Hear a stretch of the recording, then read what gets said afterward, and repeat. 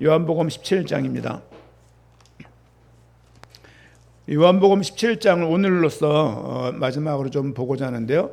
요한복음 17장은 예수님의 기도입니다.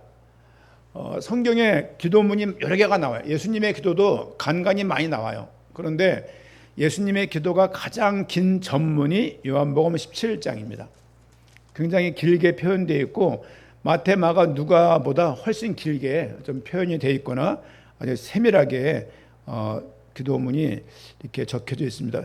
어떤 걸 17장을 통해서 우리가 묵상했냐면요, 삼일체 하나님에 대해서 우리가 묵상했어요.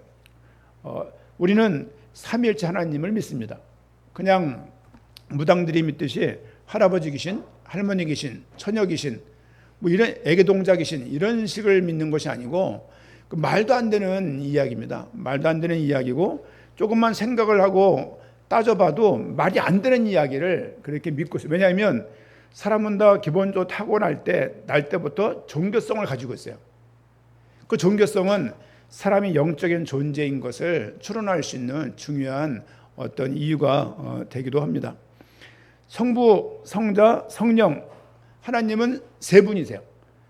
이 세 분이 성부 하나님의 인격, 성자 하나님의 인격, 성령 하나님의 인격이 있다. 이분이 동등하신 하나님이다. 이렇게 말씀을 드렸고, 이것을 표현을 쉽게 하려고 많은 표현을 쓰는데 틀린 표현들, 사람은 한 명인데 직장에서는 부장이고 집에서는 아버지고 아내한테는 남편이다, 이렇게 설명하는 것은 틀린 얘기입니다. 왜냐하면 인격이 세 분이라고요. 이건 인격이 한 사람이잖아요. 한 사람이 역할만 세 개이기 때문에 이건 양태론적 설명이라고 그러는데, 이런 설명을 성경에서는 좀 금하고 있고, 특별히 중남미, 그 북아메리카, 남아메리카 그쪽을 가게 되면 주로 본 사람들의 믿는 믿음은 다니엘 신론자예요. 하나님 한 분이 계신 거야. 그분이 세 역할을 하시는 쪽으로 많이 믿어요. 그래서 그런 곳에 가면 삼위일체 설교를 할 수가 없어요. 왜냐하면 안 맞으면 나가버리니까. 가능한 그런 교리적인 것들은 안 건들지만 사실은 삼위일체에 대한 믿음은 오래된 믿음이고, 특별히 오늘 이 17장 기도문을 통해서 성부, 성자, 성령 하나님이 아주 디테일하게 명료하게 거론되어 있어요. 그걸 볼 때 우리는 우리가 믿는 하나님은 삼위일체구나 알 수 있는 거예요. 예를 들면 하나님의 세상을 이처럼 사랑하사 독생자를 보내주셨다. 하나님이 계시고 독생자가 있잖아요. 벌써 두 분이 등장하시잖아요. 예수님 뭐라고 말씀하시냐면 내가 가야 또 다른 보혜사가 오신대요. 이게 뭐냔 말이야 이게.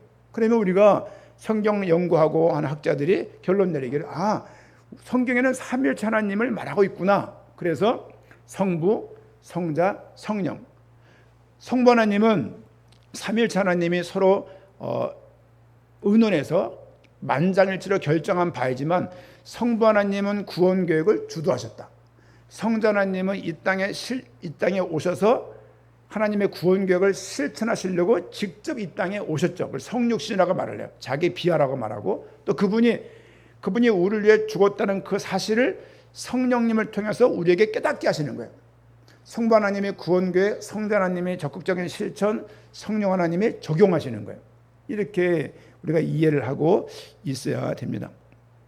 하나님은 그냥 의견이 다른 세 분이 아니고 그분이 동등한 하나님이시면서 구원 계획을, 우리 구원하실 때 삼위 하나님이 세 분이 다 찬성하신 구원이에요.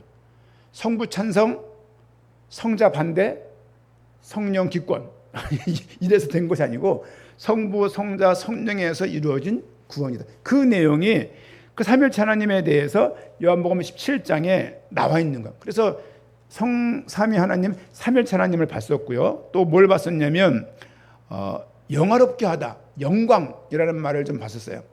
예수님의 기도 속에 가장 많이 나온 말, 영화롭게, 영광스럽게. 그런가 하면 카톨릭에서 우리가 나와서 우리가 뭘 믿는지를 정의한 그 문답집이 있어요. 그 소요리 문답이라고 말하는데, 1문답이 뭡니까? 사람이 제일 되는 목적이 뭐냐? 사람이 살아가는 목적이 뭐냐? 밥 먹으려고 땡, 먹고 살자고 땡, 집 살려고 땡, 다 땡이에요. 그냥 뭐 이렇게 많이 먹으면 행복할자고 땡입니다. 땡. 모든 소유가 하나님에게 있음을 인정하는 것이 신앙의 가장 중요한 돌파해야 될 지점이에요. 이게 없으면 주 앞에 경제 못 드립니다. 주 앞에 헌금 못 드려요. 왜냐하면 이건 적은 믿음이 아니에요. 제가 다은이가 아팠을 때 툭 드는 생각이 11절 떼먹은 생각이 탁 드는 거예요. 내가 그때, 왜냐면 그때 사례비라고 해야 뭐 30만 원. 지금도 작은 돈이죠. 그때도 큰 돈은 아니었어요. 막 그걸 가지고 살 수가 없잖아요. 예를 들면은. 어쩌지 하다 보니 뭐 예를 들면 현사모가 또 사람을 잘 섬기잖아요. 그러니까 뭐 친척 우리 친정인데 뭡니까 시아버지, 제 아버지가 시아버지죠. 저분한테 그 시아버지 살아계실 때 뭐 가서 뭘 사가려고 그러고 대접해 드리려는 게 항상 가득한 사람이라서 뭐 이렇게 저렇게 뭐 만나서 베풀고 하다 보면은 돈이 항상 없어지잖아요. 그런 가운데 사는 거예요. 그렇죠? 그런데 그러다 보니 떼놓고 헌금을 하고 써야 되는데 떼놓지 못하니까 그냥 돈이 덜컹 비잖아요. 그러니 뭐 그때 뭐 학교를 다녔지만 그때는 여러 가지 위치가 좋지 않아서 월급도 많지도 않았고, 그리고 뭐 최소한 헌금을 모아다 보면 100만 원 금방 나가잖아요. 뭐 기본으로 사례에 한 생활비에 한 무조건 100만 원 정도는 항상 헌금으로 나갔어요. 뭐 11조 내고 감상금 내고 뭐 이렇게 저렇게. 그러다 보니 뭐 그러니까 돈이 11조 못 낸 거예요. 그게 막 걸리는 거예요. 그 11조 안 내면 하나님 벌 주시냐? 천만의 말씀이요. 믿음이 될 때 내세요. 중요한 것은 그런 거라는 거죠. 하나님이 믿는다는 것은 삼일체 하나님을 완벽하게 믿게 되어지면, 이분이 영광스럽고 영화롭다는 그 믿음이 생겨지면 삶은 하나님의 거라는 것이 생각이 드는 거예요. 사람이 제일 되는 목적이 뭐냐? 인생의 목적이 뭐냐? 하나님을 영화롭게 하는 거예요. 이거 하나만 딱 제대로 서도 인생이 많이 바뀝니다. 이게 안 서면 그냥 틈만 나면 그냥 막 그 레저, 틈만 나면 여가 뭐 이거밖에 없는 거예요. 그러면 조금, 제가 요즘에 병원을 많이 다니잖아요. 병원 다녀보면은 생로병, 노인들이 삶이 이렇구나 하고 보여지는 거예요. 목사로서 어쨌든 이걸 돌봐야 되는 게 더 중요한 역할이니까. 그분들도, 저희 어머니도 성도니까, 저희 삼촌도 교회를 한 번도 안 나가봤지만 그분도 성도니까 목회자가 주어진 사명이라고 알고서 또 가서 또 이렇게 섬기고 도우면서 느끼는 부분들은 다 여기에 서는구나, 그런 생각이 듭니다. 그렇죠? 삼촌들이 항상 하는 말이에요. 돈 필요 없어. 뭐 이런 얘기를 계속 말씀하십니다. 어쨌든 영광. 두 번째, 세 번째 뭐였냐면 하나됨이었어요. 예수님의 기도에 나와 있는 가장 가득한 내용이 영광, 영화스럽게, 영화로운. 두 번째 단어가 하나됨이에요. 왜 주님께서는 왜 이들을 영광스럽게 하고 이들을 하나 되게 하고자 주님께 간구했을까? 기도할 때 이유가 있지 않습니까? 기도할 때 항상 이유가 있잖아요. 이유가. 개인이 기도도 이유가 있을 거 아니에요. 아무리 장로님들이, 대표기도 하시는 분들이 기도를 써온다 하더라도 써오는 그 내용을 보게 되면 그 사람의 관심사와 그 사람이 아무리 격식에 맞게 제목을 적었다 하더라도 그 사람이 어떤 데 관심 있는지 무엇을 기도하는지를 알 수 있는 거거든요. 예수님의 기도는 지금 적은 기도 읽는 게 아니잖아요. 예수님이 하나님이신 그분이 하나님께 드리는 기도예요. 기도. 그 기도를 무슨 기도했지? 하나님을 영화롭게, 나를 영화롭게, 백성들을 선택한 하나님의 백성들을 영화롭게. 두 번째는 하나됨. 교회는 항상 하나여야 돼. 이것이 교회를 통해서 하나님을 전할 수 있는 가시적인 가장 중요한 표예요. 그래서 그런지 교회가 분란이 많고 교회가 싸움이 많지 않습니까?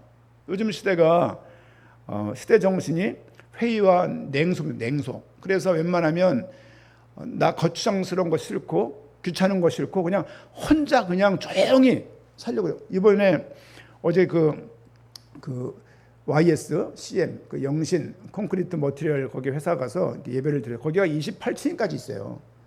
기독교 방송까지 거기 있어요. 기독교 방송 9TV인가 뭔가.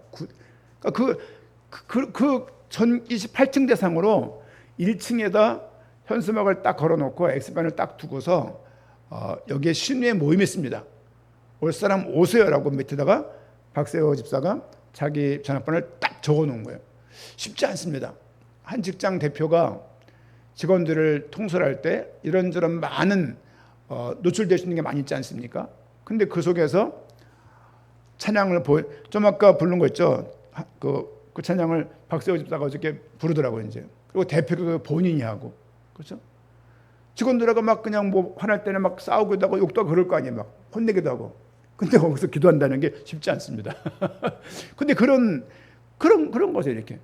그러면서 저를 그런 말씀을 했어요. 요즘 사람들이 다 큰 교회 가서 저 구석에 앉아서 예배를 조용히 드리고 내 삶에 어떤 것도 참견하기를 원치 않아요.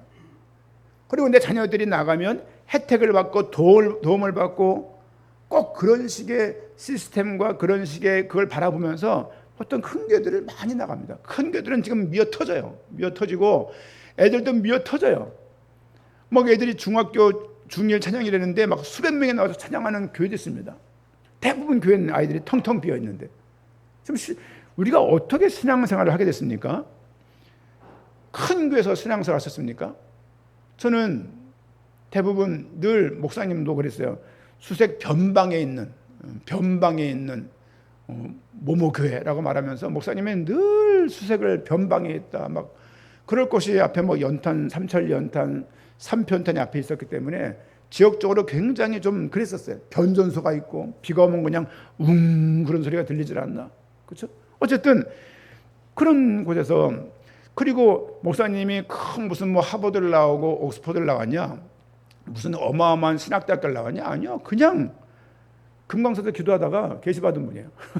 늘 그런 말, 늘 그래. 그래서 오죽하면 교회 은적굴이라고 기도하는 굴이 있었어요. 지하를 파가지고 굴을 만들었어요. 기도굴을. 그 교회 출신들은 잘 아실 겁니다. 그냥 그렇게 해서 가마떼기 깔고서 시작한 교회가 그 교회예요. 거기서 얼마나 많은 목사가 많이 나오고 얼마나 많은 성도가 나오는지 몰라요. 근데 지금은 그런 시대가 아니에요. 목사의 스펙을 봐야 되고 교회 수준을 봐야 되고 이런 얘기를 막 했어요. 거기에 다 교회를 안 나가는 사람들이에요. 교회를 다 안 나가는 사람들이에요.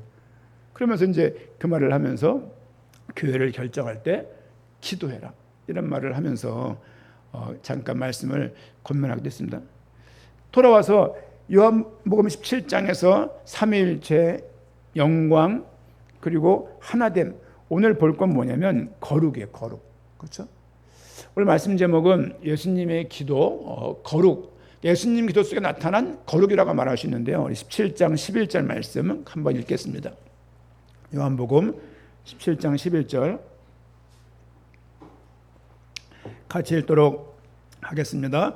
나는 세상에 더 있지 아니하오나 그들은 세상에 있사옵고 나는 아버지께로 가옵나니 거룩하신 아버지여 내게 주신 아버지의 이름으로 그들을 보존하사 우리와 같이 그들도 하나가 되게 하옵소서. 나는 세상에 더 있지 아니하오나 18장에 잡혀갑니다. 그들은 세상에, 그들이 누굽니까? 나를 믿는 그들, 그들에 의해서 믿게 된 또 그들, 또 다른 그들을 말하죠. 나는 아버지께로 가옵나니 거룩하신 아버지요. 하나님을 예수님은 뭐라고 표현하고 있냐? 거룩하다라고 표현하고 있어요. 하나님은 거룩하신 분이에요. 이 땅에서 쓸 수 있는 말이 아닙니다. 여러분 연애할 때 우리 여자 보고 자기는 참 거룩해 이런 말 합니까? 남편 보고 자기는 참 거룩하고 성스러워 이런 말 합니까?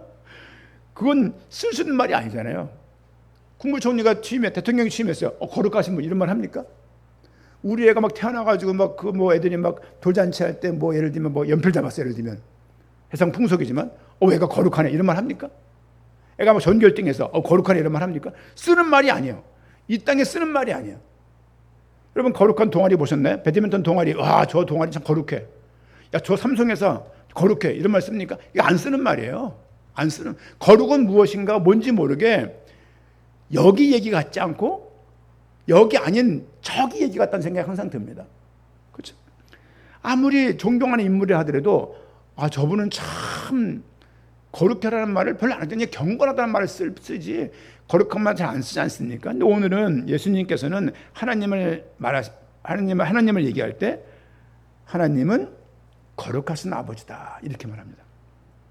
하나님을 표현할 수 있는 속성입니다. 그렇죠? 레위기에서도 보게 되면 이따가 좀 보겠지만 레위기 어떤 말씀이 많이 나오냐면 거룩이라는 말이 참 많이 나와요. 뭐라고 말씀하시냐면 하나님은 거룩하니 너희도 거룩해라 이유가 없어요. 그러니까 이러저러 하니까 거룩해가 아니라 내가 거룩하니까 너희도 거룩해야 된다가 다예요. 하나님의 천지를 창조했다 말씀으로 그게 끝이에요. 뭐 이것을 위해서 저것을 위해서 막 저 같은 성격은 부연 설명이 많아요. 여러분 잘 아시겠지만 아침에 글을 쓸 때도 쓰면서 아니 그냥 직관적으로 딱 보면 딱 보게 쓰면 되는데 막 너무 디테일한 걸 쓰려고 하다가 지워버릴 때가 많이 있거든요. 사실상은요. 뭐 제 기질이 그러니까. 어쨌든 하나님이 거룩하신 분이다. 거룩하다는 말은 어떤 의미입니까? 우리 어떤 그 구약어로는 카도스 그런 말을 해요. 카도스. 히브리어인데 카도스. 어떤 의미냐면 하나님께 구별되었다는 의미예요. 하나님으로부터 구별되어 속했다. 이런 의미입니다. 여러분 그리스도의 의미가 뭐죠? 기름 부음을 받은 자. 기름 부음 받은 자라는 의미는 세 단어군이 있었는데 첫 번째가 뭡니까? 선택했다, 지명했다. 두 번째는요, 구별했다, 성별했다. 거기서 꺼낸 거야. 에클레시아 그럴 때 에크, 그 모임에서 그 군중 모임에서 에크 밖으로 불러낸 거예요. 이렇게 크게 부름받은 사람들의 모임, 교회 그 원래 원어 에클레시아라고 말하지 않습니까? 구약 성경에서는 계속 거룩하다는 의미를 어떻게 말하고 있냐면 어떤 그 카도스랄지 아니면 뭐 하기야조라고 헬라어로 말하는데요. 거룩하게 하다, 구별하다, 성별하다의 의미를 가지고 있는 거예요. 이런 단어를 들을 때 우리는 사실상 되게 피곤해져요. 왜냐하면 직장을 생활하는데 어떻게 거룩하게 살 수 있습니까? 그렇죠? 삶을 살고 있는데 어떻게 거룩하게 할 수 있냔 말이에요. 저는 운전하다가 잘 이렇게 열내는 타입은 아니에요. 왜 해봐야 차 안에 있는 사람밖에 욕을 안 듣기 때문에 굳이 간사. 우리 현 사모님은 조금 말짱하다가도 운전할 때 발끈발끈해 이렇게. 어이씨 저씨 막 어이씨 뭐 손가락 욕은 안 하지만 막 순간 이렇게 본인의 이 위험 수위가 위험 지수가 높아요 이렇게. 그래서 지방 논산을 가더라도 항상 자꾸 이렇게. 제가 참 불쾌해요. 남편이 운전하는데 자꾸서 나중에 팔이 아파가지고 그리고 본인이 비타오백을 먹는 거죠. 피곤하다고. 내가 먹었는데 잘 때 본인이 코골아요. 운전 누가 했냐고 이제. 어쨌든 간에 그런 거죠. 이제 우리가 거룩할 삶에 준비가 되어 있습니까? 없어요. 그리고 순간순간 발끈발끈하고 순간순간 어떤 항상 신체 리듬을 따라서 짜증 부리고 어느 날은 그냥 거의 반 미친 사람처럼 살고 어떤 때는 반 그냥 시신처럼 살고 그런 인생을 살면서 거룩하다는 말 쓰기에 너무 낯간지럽고 너무 미안한 거예요. 너무 죄송한 거예요. 근데 주님께서는 왜 우리에게 17장 17절 말씀 보니까 17절 같이 읽겠습니다. 그들을 진리로 거룩하게 하옵소서. 아버지의 말씀은 진리니이다. 아버지의 말씀은 진리인데 진리의 말씀을 가지고 그들을 거룩하게 해달라고 간구하는 거예요. 말씀을 들으면 거룩해집니까? 네? 귀가 거룩해지는지 모르겠지만 제가 항상 말씀을 저는 어떤 포인트를 많이 두냐면 주의 백성이 맞다. 구원은 변경 안 된다. 근데 우리의 삶의 영역까지 이 구원이 번져나가고 넘쳐나가고 전달된다고 항상 말하는 타입이에요. 그러니까 예수 믿는다고 말하면 100번 싸우던 게 한 번 싸우는 거로 바뀌어야 되는 것이고 막 짜증 부리던 성격에서 짜증 부리는 성격을 가지고 나는 원래 이렇다고 주장하면서 그것에 아무런 문제가 없다고 말하는 것에 대해서 조금 그러면 안 된다라고 말하는 타입이거든요. 삶이 바뀌어야 돼요. 예수를 믿으면 인격이 바뀌어야 되는 거죠. 여러분 국민윤리, 도덕윤리 배우면 인격이 바뀝니까? 안 바뀌어요. 이 복음이 들어가면 구원받다는 증거로 삶이 바뀌어야 되는 거예요. 삶이 바뀌어야 되는데 구원받다는 표시로 이런 것을 하면 구원받았다고 말하면 틀린 거예요. 예를 들면 방언하면 구원받은 것이다. 틀린 겁니다. 전도하면 구원받은 것이다. 글쎄요. 병 나면 구원받은 것이다. 글쎄요. 기도해서 응답받으면 구원받은 것이다. 글쎄요. 그러면 평생 기도하고 쫄쫄쫄 가난하게 사는 사람은 구원 못 받은 겁니까? 말이 안 되는 얘기잖아요, 자체가. 그리고 예수 믿으면 구원받다는 증거로 평안이 온다. 평안이 있죠. 평안이 있지만 삶 자체가 환란이 없거나 곤감이 없는 것을 의미하지는 않습니다. 이해 가시죠? 무슨 말인지. 삶은 광야라니까요. 가난에 갈 거 아는데 지금 현실은 광야라고요. 광야. 이런 부분이 인정이 되어지면 그런 사람들 봤어요. 치유받으면 구원받은 것처럼. 아니요. 저 문제 해결되고서 이거 해결되면 예수님 잘 믿을게요. 교회 잘 나올게요. 그런 아주 거짓말을 한두 번 들은 게 아니에요. 지금 누군가가 또 그 말을 한다 할지라도 저는 또 속아줄 거예요. 왜? 혹시 구원의 때가 이 사람에게 지금이 아닌가 싶어서. 하지만 대부분은 그렇게 말을 하고 대부분 다 갈 길로 가는 것을 너무나 많이 봤습니다. 그래서 어떨 때는 그게 문제가 클 때 그 사람이 예수 믿으면 이 문제가 당장 해결된다라고 좀 말하지 않아요. 같이 기도하시죠. 하나님의 계획을 찾아가 봅시다. 이렇게 말을 하지. 왜냐하면 친구 목사가 그런 말 하더라고요. 어린 친구가 몸에 병이 있는 거예요. 이렇게 좀 난치병이 있어요. 이렇게. 근데 어떻게 하다가 잘못되면 얼마 안 지나서 투석을 해야 되는 상황인 거예요. 23 여자아이가. 생각을 해보세요. 하느님보다 어린 아이가, 너 언니구나. 그 언니나 그 또래 있는 아이가 투석을 하며 살아가야 된다. 장로님 딸인데. 목사님이 기도하고 왔대요. 하나님 역사를 두고서. 돌아오는 전화 왔더래요.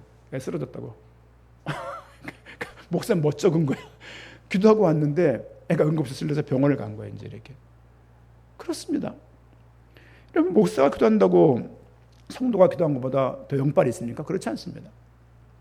목사는 하나님 말씀을 대언하게 해서 종으로 부른 사람이지 더 능력이 있거나 더 경건하거나 더 어마어마한 그런 힘을 가지고 있지는 않습니다. 하나님의 계획이 무엇인지를 물으려고 애를 쓰는 입장에 있지만, 그렇죠? 그러면 선지자라고 제사장이라고 왕이라고 해서 특별한 능력을 소유한 게 아니에요. 하나님이 그렇게 쓰시는 거예요. 이제 그렇게 쓰는 것에 대해서 순종할 수 있는 사람들을 하나님이 쓰시겠죠. 이렇게 어쨌든 지금 하나님께서 우리 인생 가운데 이 거룩하다는 의미는 인생 속에서 참 말하기가 어려운 단어다. 근데 주님께서는 왜 세 구절 정도를 이 본문에서 쓰고 있는데요. 진리로 말씀으로 거룩하게 하옵소서. 예를 하나님이 역사해서 하나님이 어떤 계시를 해서 하나님이 어떤 큰 능력을 하거나 크게 역사해서 거룩하게 한다는 말을 하지 않고 이 말씀, 예수님 당시에는요 구약밖에 없는 거예요. 우린 그나마 신약이 있으니까 성경을 재밌게 읽지 구약만 있었으면 너무 재미없었을 것 같아요. 이 구약 성경, 이 진리, 이 말씀을 가지고 하나님의 백성들을 거룩하게 해달라고 주님께 간구하고 있습니다. 이런 걸 볼 때 참 이게 무슨 말일까 하는 생각이 들어요. 여러분, 말씀을 들으면 뭐가 바뀝니까? 제 개인 얘기를 들어보면 인생을 어려서 상처가 많았는데 상처가 치유된 건 말할 것도 없죠. 근데 지금 어떤 사람은 상처 치유를 위해서 기도하는 사람도 있을 수 있죠. 또 이 말씀이 삶의 기준에 딱 서니까 돈 10만 원, 돈 100만 원에 흔들리지 않는 거예요. 그렇죠? 돈에 대해서 초월했다는 의미가 아니고, 왜 초월을 못해요? 그런 의미가 아니고 가난하면 가난한 대로, 부유한 대로 살아갈 수 있는 자세가 갖춰진 것 같아요. 너무 감사하죠. 또 좋은 차 타고 싶습니다. 좋은 차가 뭐 있죠? 네? 뭐 그런 거, 뭐 벤틀리 이런 거 타고 싶어요. 아직 삼도체 못 봤는데 현사모 항상 그래요. 저 벤틀리 타고 그러길래 보니까 뭔지 모르겠어요 이게. 어쨌든 간에 좋은 차, 왜 좋은 옷 안 입고 싶겠습니까? 그렇죠? 중요한 것은 현사모가 늘 옷 사러 가재요. 양복 좀 사자고. 저 여름에 이거 하나입니다. 이거. 근데 괜찮아요. 마리아 아울렛 가도 가봐서 뭐 일간 다 돌려봐도 마음에 들지도 않고 가서 봐도 그렇게 그냥 한두 벌이면 됐지. 그 옷을 때에 따라서. 근데 뭐 안에 입장은 다르겠죠 이제. 그런 생각인 거예요. 그게 크게 나한테 별로 안 중요해 이렇게. 신발도 그냥 그런 거예요. 뭐 나이키면 어떻고 뭐면 어떻고 이제. 소비는 검상이 낫지 라는 생각이 항상 있으니까 이게. 어쨌든 간에 그렇습니다. 그리고 삶이 하나님의 인식이 들어오면 신앙이라는 곳에 들어오게 되면 가족이 중요한 줄 알죠. 가족이 중요한 줄 누가 모르겠어요. 근데 복음으로 믿음으로 가족들이 하나님 앞에 선 가족이 되면 좋겠다는 마음을 갖게 되는 거예요. 우리 아이가 서울대 가고 MBTI가 아니라 MIT를 가고 뭐 하버드를 가면 좋죠. 좋지만 굳이 이거를 위해서 예배 드리는 것을 불사하고 주께 앞에 나와서 기도하고 찬양하는 시간들을 막 포기하면서까지 이 아이들이 성공하기를 원하는 마음은 없습니다. 그런 마음 없습니다. 그리고 아이들이 나이가 있으면 어느 정도 삶의 생활 태도를 할 수 있어야지. 예를 들면 어린아이가 자꾸 반말을 해. 왜 자꾸 반말을 할까? 집사님 이렇게 반말을 해. 그러니까 아우 애가 기가 죽을까 봐 돈 들면 안 가르쳤어요 그러더라고요. 깜짝 놀랐어요. 근데 오른쪽에 있던 왼쪽에 있던 사람인데 이렇다고? 존댓말 가르치면 애가 기가 죽습니까? 예수 믿는데 사고가 아직 교회 나오고 몸은 교회 나오고 있지만 생각이 아직 덜 물든 거예요. 복음으로. 복음으로 더 물들어야 되겠다. 그렇게 화날 일이 많습니까? 복음으로 아직 덜 물든 거죠. 그렇죠? 더 복음이 들어가요. 이 복음에 들어간다는 얘기는 많은 과정을 하나님이 허락하신다는 얘기예요.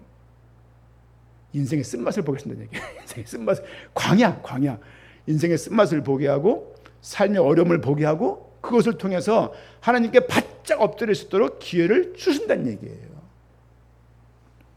그런 거죠. 그러니까 그런 삶에 믿음을 가지면 하나님에 대한 믿음을 가지면 존재에 대한 믿음을 가지면 그게 바뀌는 거예요.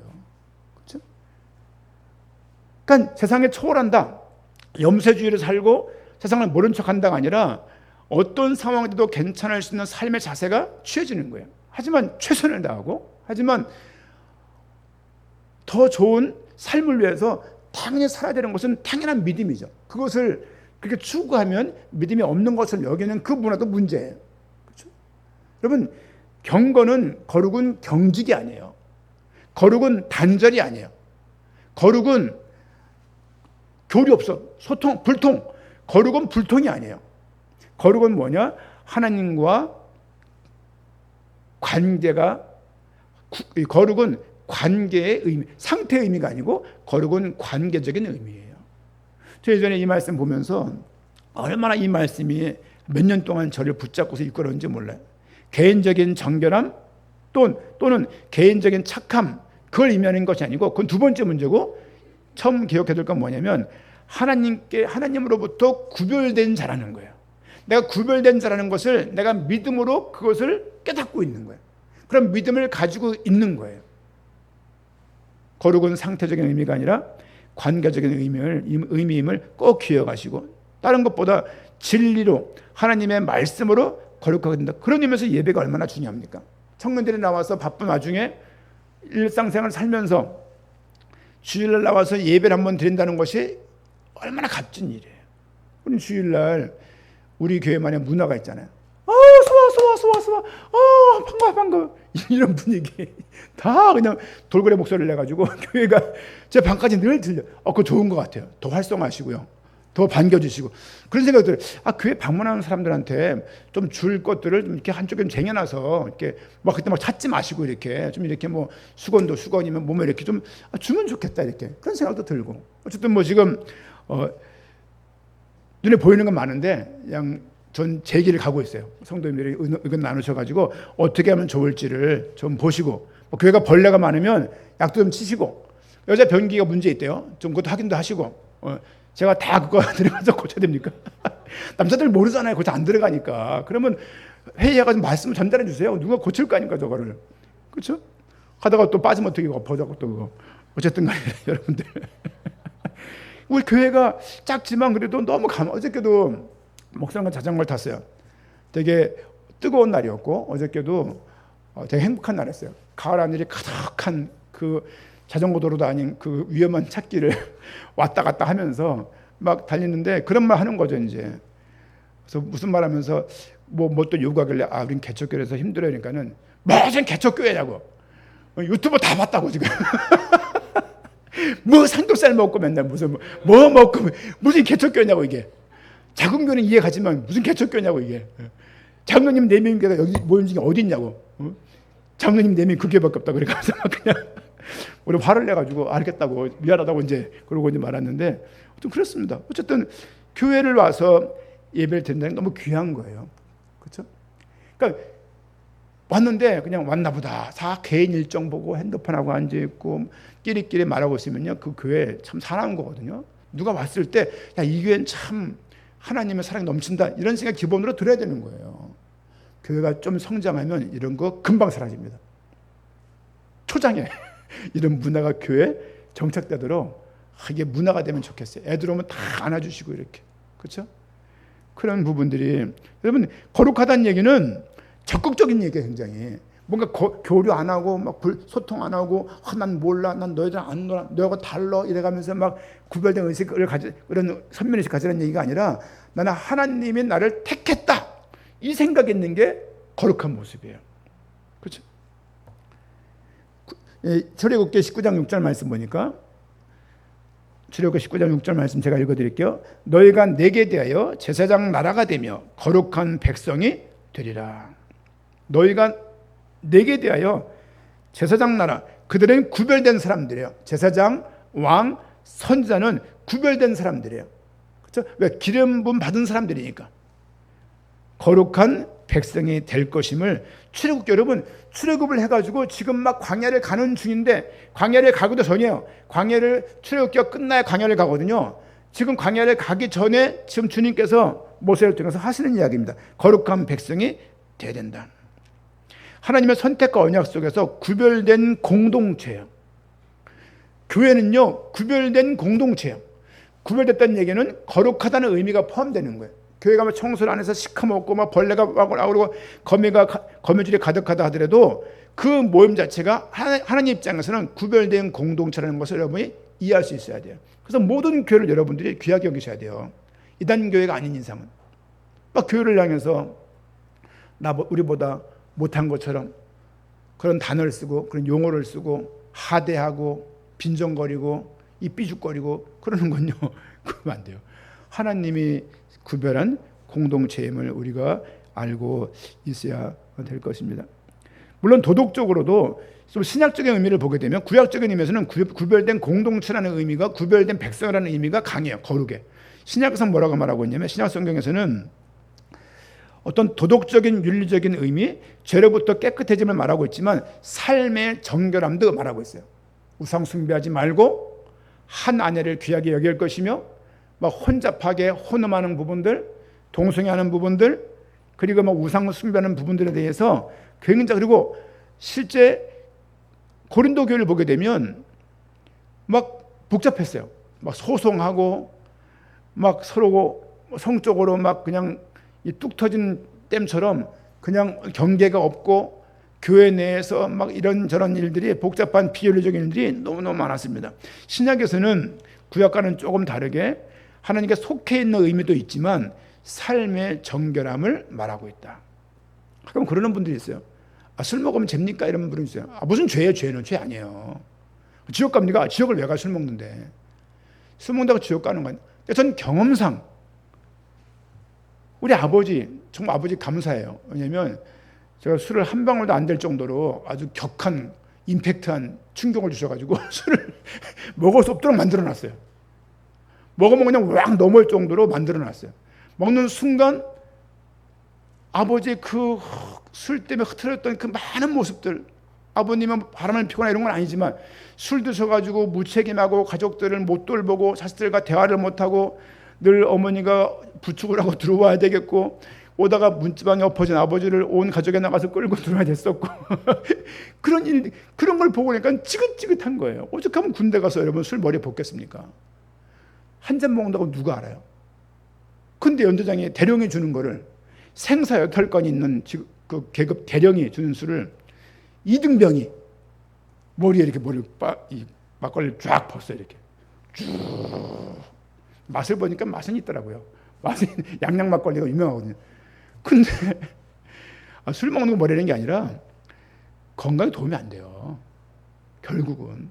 근데 그런 가운데, 그러니까 이런 모든 것들을, 예수를 믿으면 삶의 전반적인, 담배 피면 죄입니까?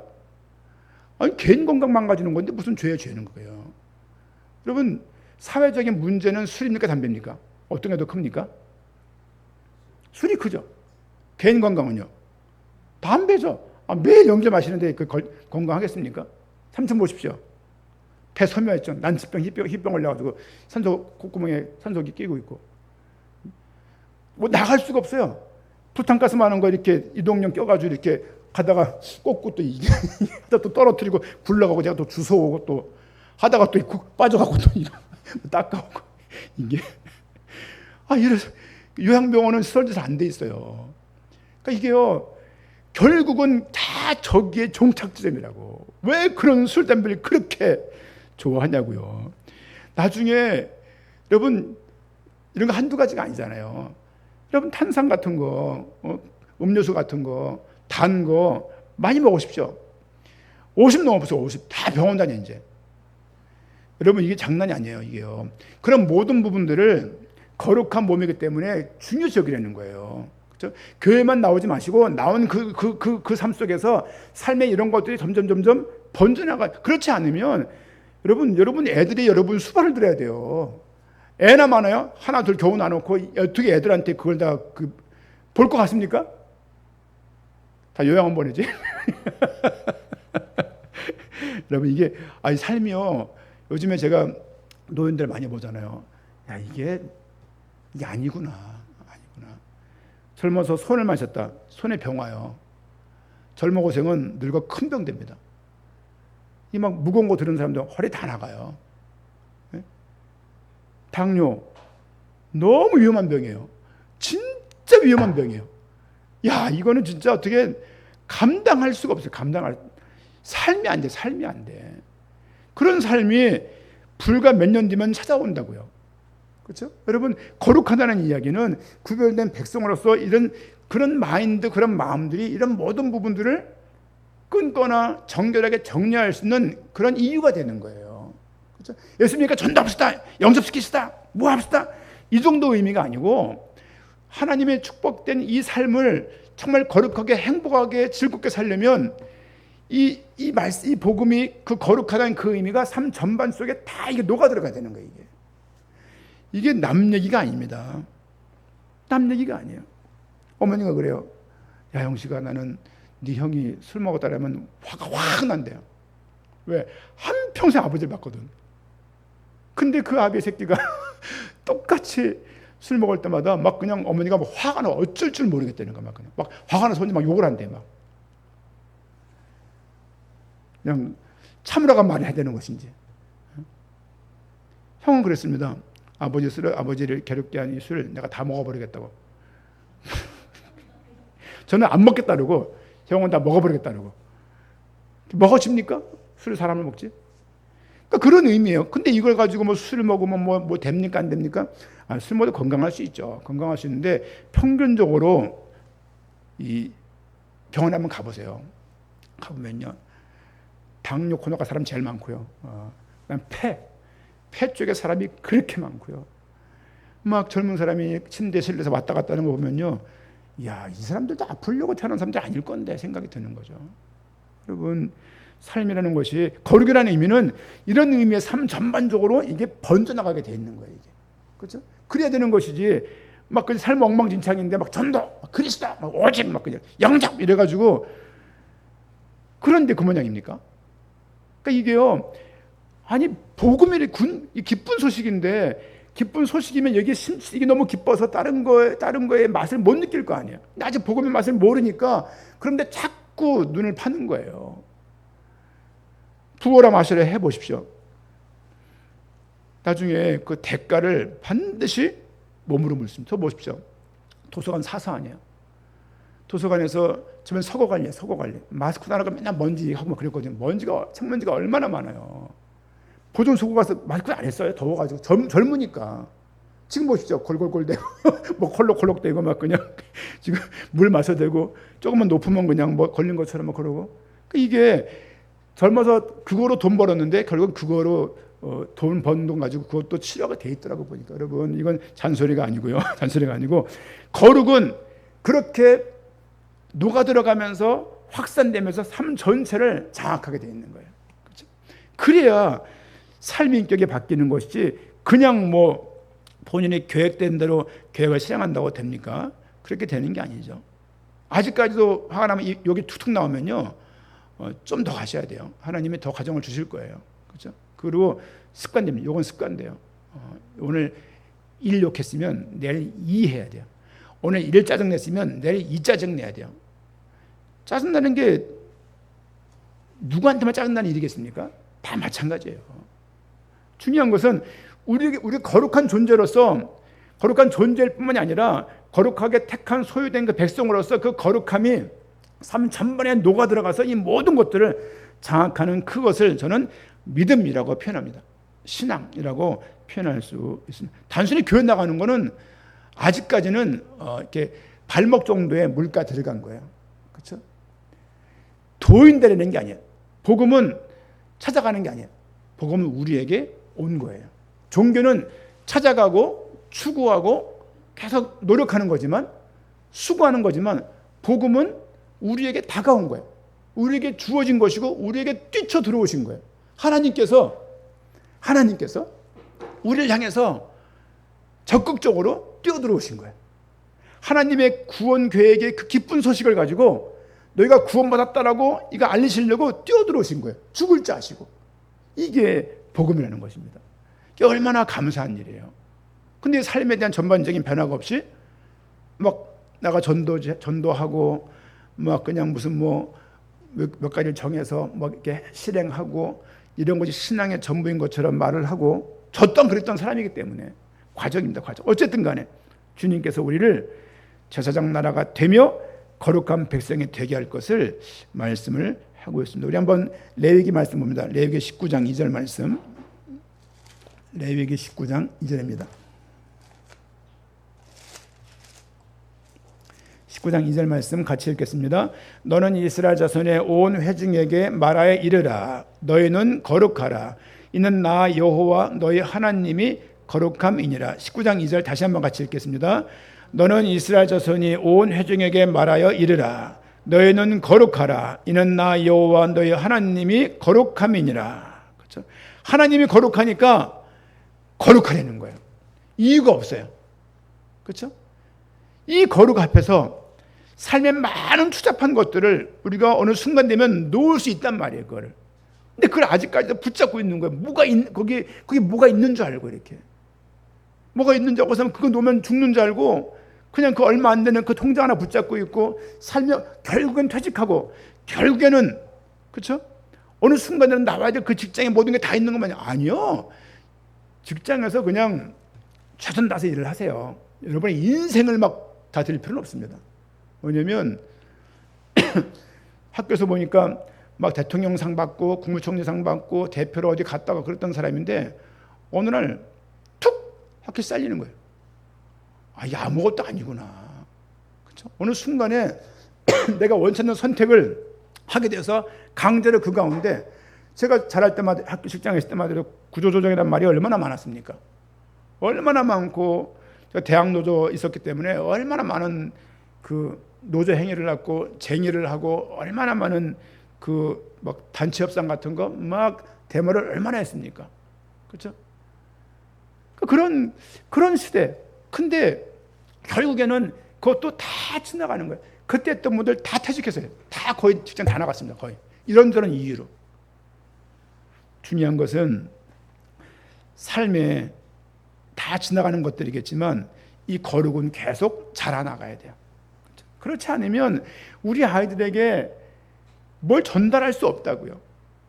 교육으로요? 교육 일주일에 한 번 하는 거 가지고요? 학교에서 하루에 몇 시간씩, 8시간씩, 7시간씩 붙잡고서 야자까지 하면서 5일을 붙잡고 있는데요? 근데 이 아이한테 하나님 믿게 한다고요? 진짜 어려운 이야기예요.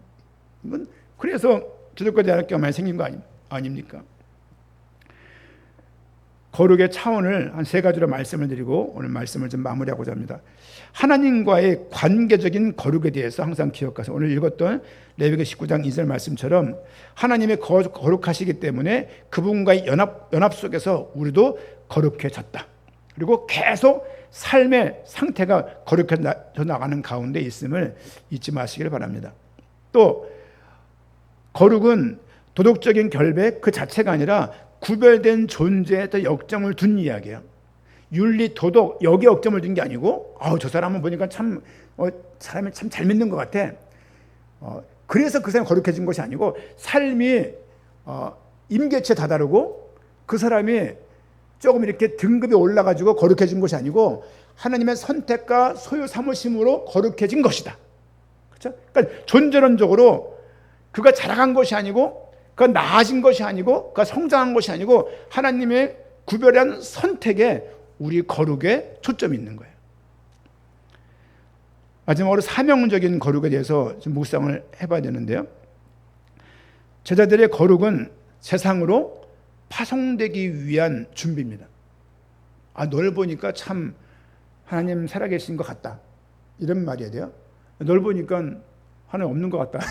이 말을 하게 되면 또 군에 있을 때 또 괴롭히는 술 먹게 하려고 괴롭히는 그 약간 그 상갑자가 있어서 한번 대판했더니만은 예수 믿는 놈이 그 모양이어서 예수 믿으니까 이 모양이라고 안 믿었으면 뭐 그런 말 했었죠. 이렇게 그때 옛날 얘기인데 그런 적도 있었고 어쨌든 예수님께서 자신을 거룩하게 하셨다는 그 이야기는 안 읽어져 19절 볼까요? 레위기 17장 19절.